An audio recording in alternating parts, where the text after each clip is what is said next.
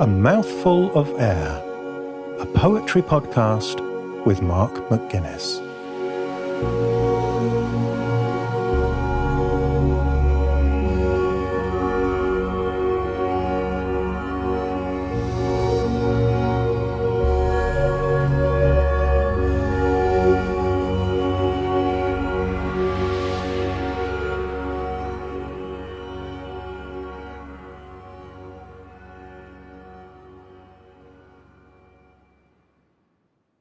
Eggs by Khalvati.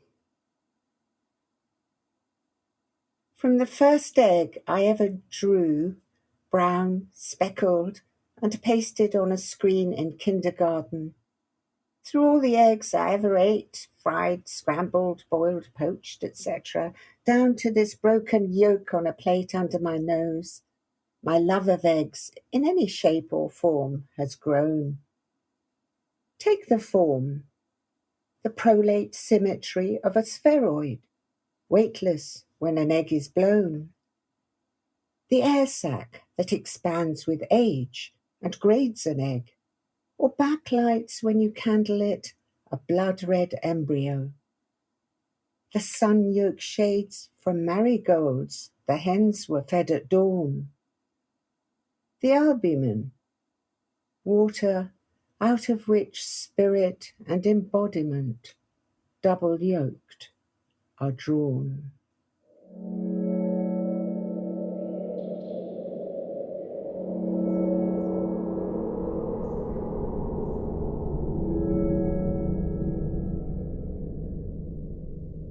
Mimi, where did this poem come from? Mark, it came literally from when I was eating a fried egg, and I was sitting outside a cafe, which is where I often work, and I'd ordered, I don't know, fried eggs or something, and I was eating it, and I keep lately being struck by how incredibly orange the yolks of eggs have become. Mm-hmm. So I was sort of vaguely wondering about that and marveling at it. And then it took me back to this memory of childhood when I drew this boiled egg, I think in an egg cup. And then I had to cut it out, and then it was glued onto a cardboard screen in my kindergarten at school. And I thought, yes, this could possibly become a poem that would fit into my book, Afterwardness, because the whole book is looking at the after effects of that early displacement, or you could even call it a kind of trauma. I think when I was sent at the age of 6 from Tehran, where I lived with my family, to the Isle of Wight. And this egg incident of drawing this egg, I think must have been when I was still about 6, so I wouldn't have known any English. And I couldn't remember Farsi. I was forgetting it. Right. And I still remember that sense of slight bafflement and hesitancy, because I was never sure what I was supposed to be doing. And I actually do remember thinking, am I sort of allowed to draw an egg? Is eggs all right, kind of thing? Right. Anyway, so that was the genesis of it. So I started with that egg image and then carried on from there, hoping that it would become a poem, because of course at that point you don't know, do you? One can only hope. Yes, exactly. So you were sat there and you were looking at the actual egg, and then that triggered this memory, which sounds like, I mean, from what you said, it's like a place between languages. You were losing Farsi and hadn't quite acquired English. Absolutely, yes. And I've often tried to actually remember what that was like, but I can't remember it. I can only remember tiny isolated incidents where I'd come across a word that everybody else knew and I didn't. I wrote a poem once about the word crabapple, which struck me as so strange because I knew the word crab. Yeah. And I thought this must have something to do with crabs, and I couldn't make sense of it. So I remember little moments or incidents of feeling a bit at sea, or not having the words.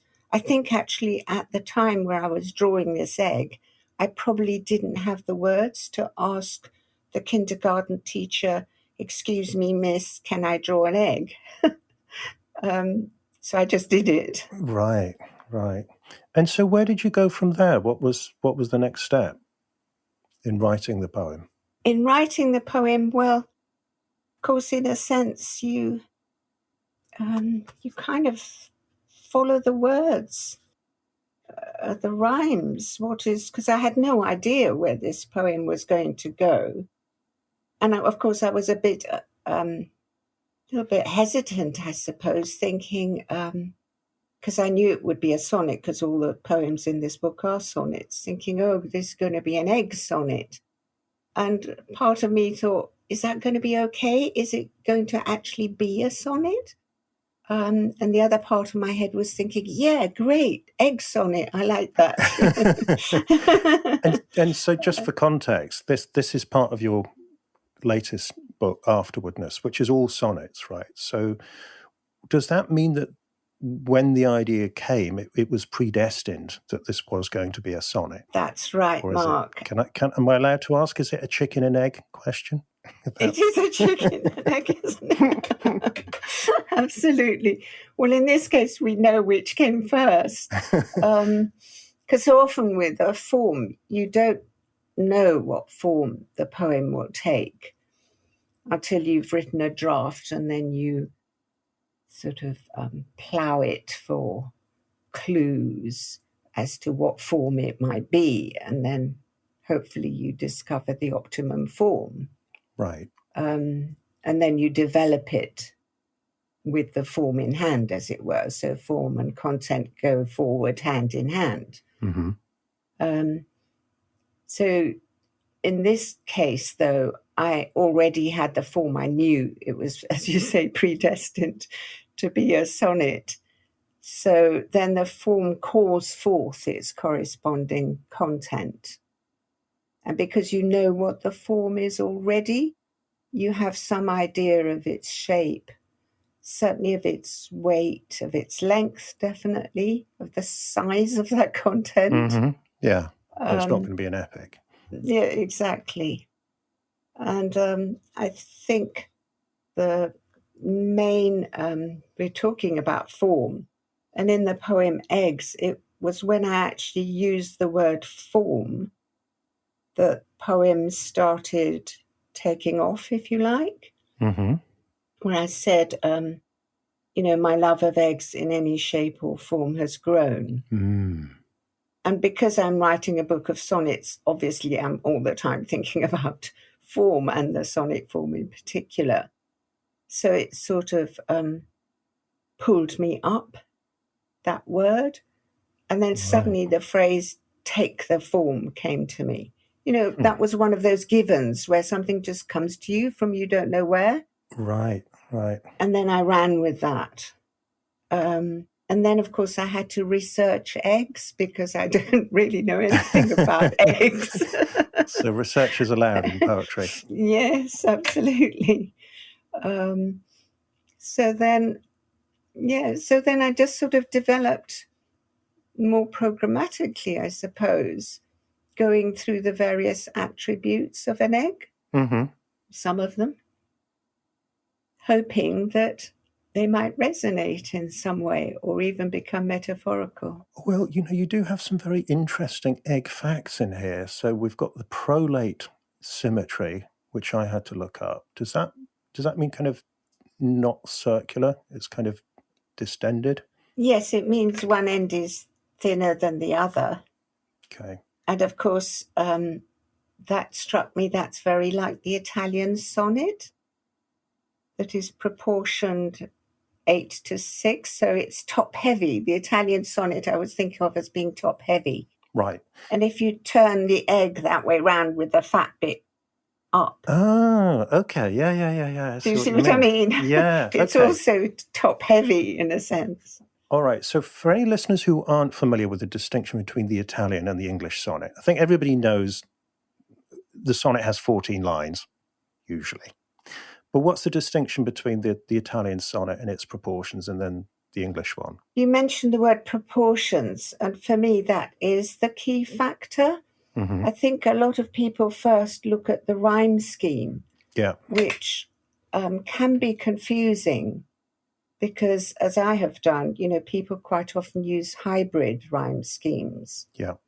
But if you think of the sonnet as a proportioned mental space, so it's a mental space that comes in certain proportions, and therefore the thought or the feeling or the experience that is drawn to meeting it has to bear those same proportions. Mm-hmm. So the Italian sonnet comes essentially in two parts. You have your first 8 lines, which is the octave or the octet. Mm-hmm. Then there's a turn.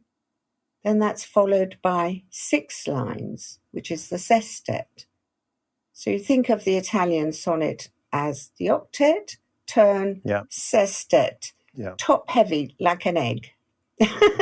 Without of course, eggs don't have turns as far as I know. Well, okay, but maybe that's why you cut it. when you boiled it. I will never look at a Petrarchan sonnet again without thinking of an egg. Yes, and then it's impossible not to talk about the classical rhyme scheme as well, because that's very much part of its qualities, I think, is that the Italian sonnet, in the 8 lines, you can only use 2 rhymes, which is very little change. Yes. Therefore, the first 8 lines tend to be rather static because the rhymes don't move. Yeah. So anything within them doesn't move that much. You have a quality of stasis, a bit like a tableau vivant or something. Yeah. Like your ladies on pedestals. Then you have the turn, which can be a turn in the thought, but it also can be a little bit, in my mind, like somebody suddenly saying action. And then all these still figures suddenly move. And the whole thing is animated. They come off the stage and waft past you down the aisle. Very Petrarchan, that. And that's because in the sestet, which is your 6-line part, you have 3 rhymes. So they move very quickly, C, D, E, C, D, E. So suddenly there's a lot of movement. So in terms of images, I think the octet in Italian sonnets always sort of reminds me of a tall stand of still trees. Right. Somewhat gloomy, possibly. And, Poets and like all gloom. standing close together. Yeah. And then you have the sestet. You go, C, D, C, D, C. So it's like some little babbling brook at the feet of how lovely. These trees. I mean, you can think of lots of images. Or the shape itself. Think of anything that's an 8 to a 6. So it could be a leaf to its stem. I think a lot of organic things have that proportion. Or the hand, it could be the palm to the fingers if you have fairly short fingers. Or a wine glass, the bowl of the glass to the stem. So sonnets are everywhere. Sonnets, I think, are everywhere. Italian sonnets, I think, particularly in the natural world, to my mind. Of course, this is just, I use images for forms and things that are helpful to me if I'm trying to write the form. But it's not that I'm sort of theorizing about them or stating general truths. Well, that's what I like about your approach is you kind of take the forms out of the library and into the workshop and say, well, here's how you actually make these things, which is what I've got from you over many years. So, for the sake of completeness, could you just give us, by contrast, what the English sonnet proportions are like? And then we're going to come back to your sonnet, particularly the sestet. Well, for me, the Italian or Petrarchan sonnet is perhaps lends itself more to inhabiting a dream space. Perhaps it's a little bit more malleable and more permeable. It seems to me the edges of Italian sonnets can bleed into the white space. Right. Whereas the English or Shakespearean sonnet for me is very much more hard-edged. It really has its presence on the page and its borders. Yes. It's more solid. It's more clearly defined. So perhaps where the English sonnet has power and drama, the Italian sonnet has plangency. So it's a bit yang and yin in my mind. Yeah. Which doesn't mean to say all Italian sonnets or all English sonnets would betray those qualities, but just as a sort of generalization. And the English sonnet in its form, the proportions are strange. Essentially, it's a 12 to a 2, which raises the question, how on earth do you balance 12 with only 2? Yes. And of course, the 2 is the famous rhyming couplet at the end of the Shakespearean sonnet. So the 12 are divided up into 3 quatrains, 3 4-line stanzas. Yeah. And so I have said on occasion that this reminds me of a chest of drawers. Yes. That each quatrain is a drawer. Yeah. But I think the essential thing is that they're not all in the same place, because that would be very dull. So between each quatrain, there's a movement. It's like a turn of the screw. The intensity is tightened a little bit. Yeah. And after the second quatrain, more. And after the third quatrain, which is before your couplet, it's been so tightened that something has to give, something has to be released. Yes. And that, of course, is the couplet, which, to my mind, ideally should fall by itself, naturally out of that intensity and tension. Of course, other people think of it more as a clincher, and it can, of course, can be very much an epigrammatic kind of clinching of everything. Yeah. Or it can be a stepping to the side of the sonnet, so it subverts everything that's gone before.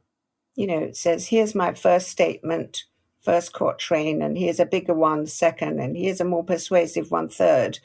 And now, forget all that, I'm going to say something else, kind of thing, put crudely. So very different in feel to the Italian sonnet. I remember I once wrote a heroic crown of sonnets in Shakespearean sonnets. And for the first time, actually, I was able to express emotions or parts of myself that I'd never been able to express before. Things like sarcasm, anger, vitriol, if you like. It's good for that. And that was the form, the English sonnet, allowing me to do that. In fact, not allowing me, but pushing me to do it. Yeah, and if you look at Shakespeare's sonnets, they're not a bed of roses, are they?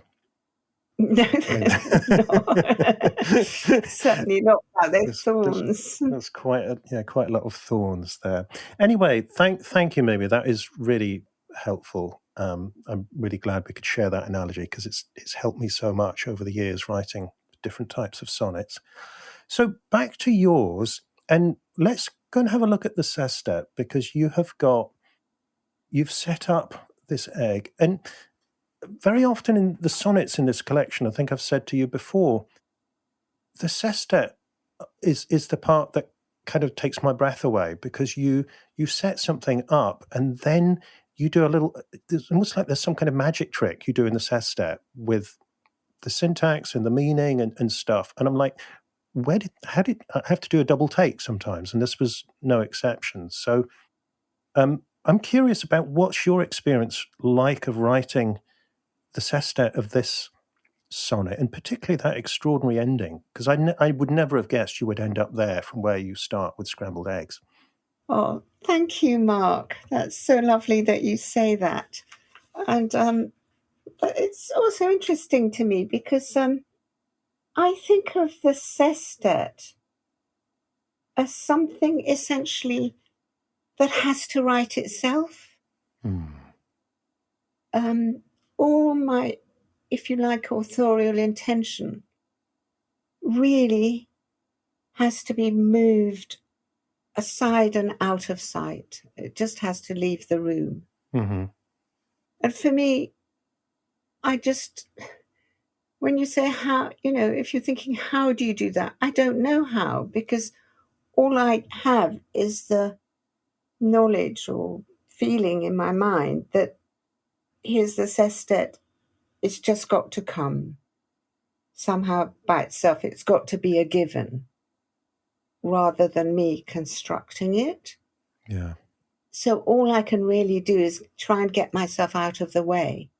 And of course, it either works or it doesn't. And the other side of that is the willingness to throw away lots of sestets that don't work. So it's a bit like, Picasso did that exercise where he did a line drawing of the bull, and he never took the pencil off the page, and he had to just get it in one. Mm-hmm. I think of writing the sestet like you're trying to do that. You're trying to just get it in one, and it either goes or it doesn't. Okay, so to keep it or ditch it. So there basically. are, this isn't just necessarily the first take. You have a go, and you have several goes at it if you feel you haven't got it the way you want it. Sometimes, yes, on occasion. On occasion, I'll have a little tussle with it. Mm-hmm. But that's usually because it's come and I know it's there, but grammatically or the syntax or something is a bit dodgy, so I have to iron it out a little bit. Mm-hmm. So it's not as though I never edit it, but the essential thing is all there, and probably the rhymes are there. Mm-hmm.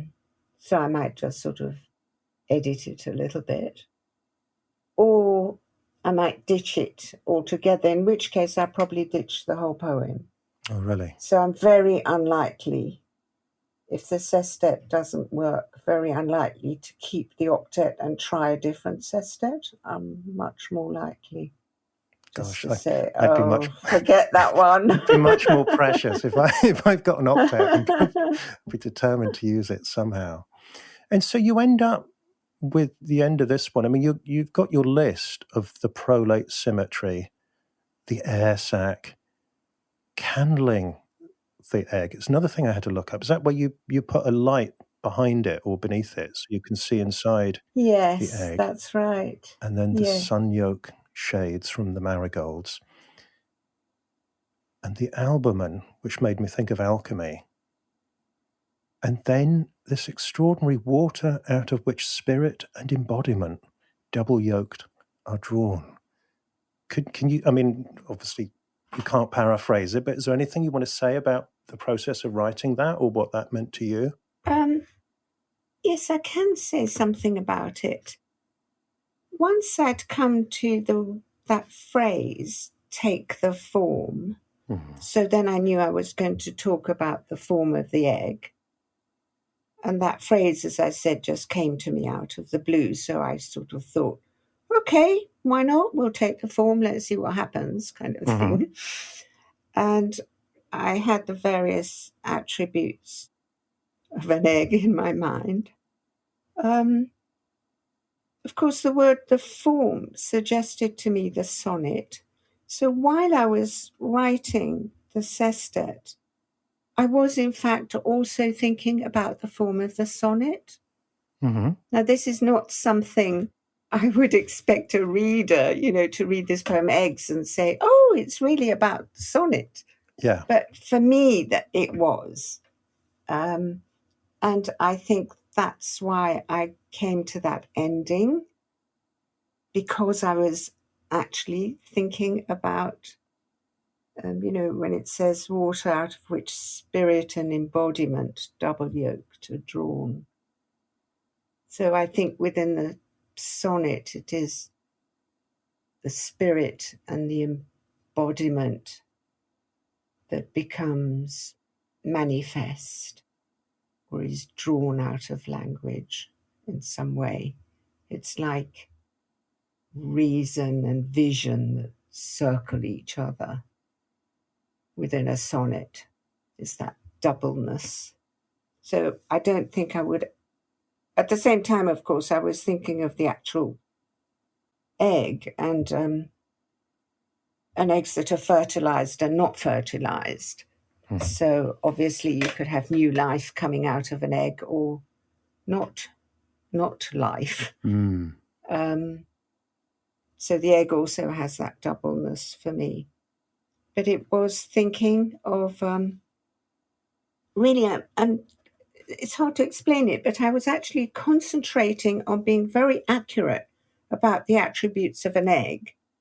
At the same time, in my mind, hoping that they would have some kind of metaphorical relationship with a form of the sonnet.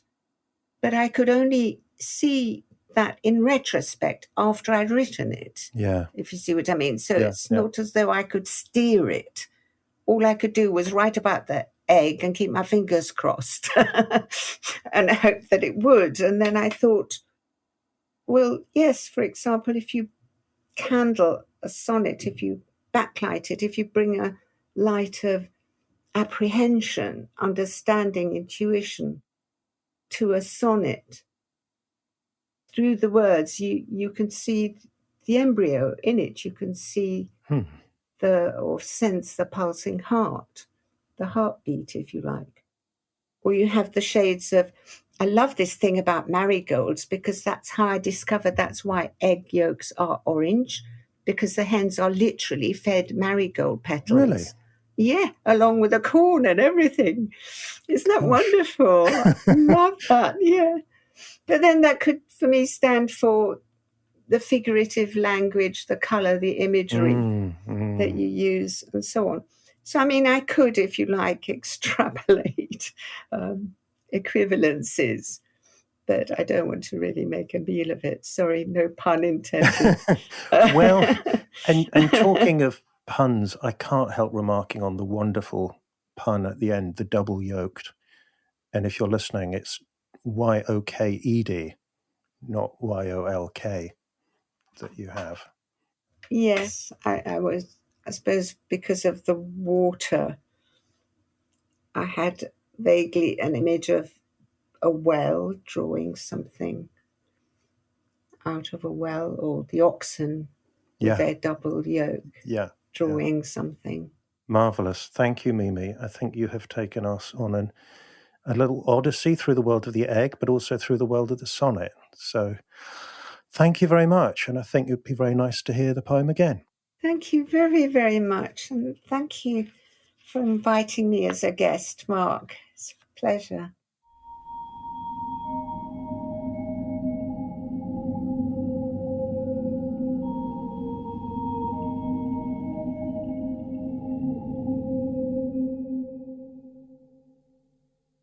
Eggs by Mimi Khalvati. From the first egg I ever drew, brown, speckled, and pasted on a screen in kindergarten, through all the eggs I ever ate, fried, scrambled, boiled, poached, etc., down to this broken yolk on a plate under my nose, my love of eggs, in any shape or form, has grown. Take the form, the prolate symmetry of a spheroid, weightless when an egg is blown. The air sac that expands with age, and grades an egg, or backlights when you candle it a blood-red embryo. The sun yolk shades from marigolds the hens were fed at dawn. The albumen, water out of which spirit and embodiment, double yolked, are drawn.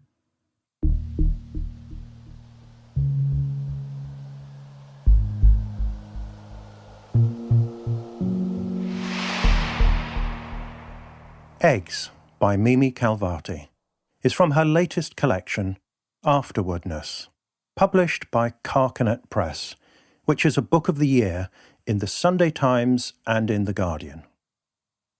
Mimi Khalvati was born in Tehran and has lived most of her life in London. She has published 9 poetry collections with Carcanet Press, including The Meanest Flower, shortlisted for the TS Eliot Prize 2007, and Child, New and Selected Poems, 1991 to 2011. Her awards include a Cholmondeley Award from the Society of Authors and a major Arts Council Writers Award. She is the founder of the Poetry School and a Fellow of the Royal Society of Literature and of the English Society. Her website is mimikhalvati.co.uk.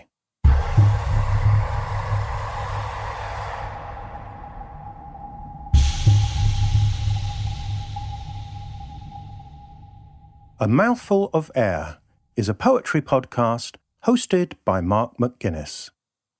New episodes are released every other Tuesday. If you enjoy the show and you'd like to help me reach more poetry lovers, you can do this by telling a friend about it or by taking a few seconds to leave a rating or even a brief review on Apple Podcasts. If you would like a full transcript of every episode sent to you via email, including the poem text, you can sign up for this at amouthfulofair.fm/subscribe. If you'd like to follow the show on social media, you can find all the links as well as a full episode archive at amouthfulofair.fm. The music and soundscapes for the show are created by Javier Whaler. Sound production is by Breaking Waves, and visual identity by Irene Hoffman. A Mouthful of Air is produced by the 21st Century Creative, with support from Arts Council England via a National Lottery Project grant. Thank you for listening. I'll be back soon with another poem.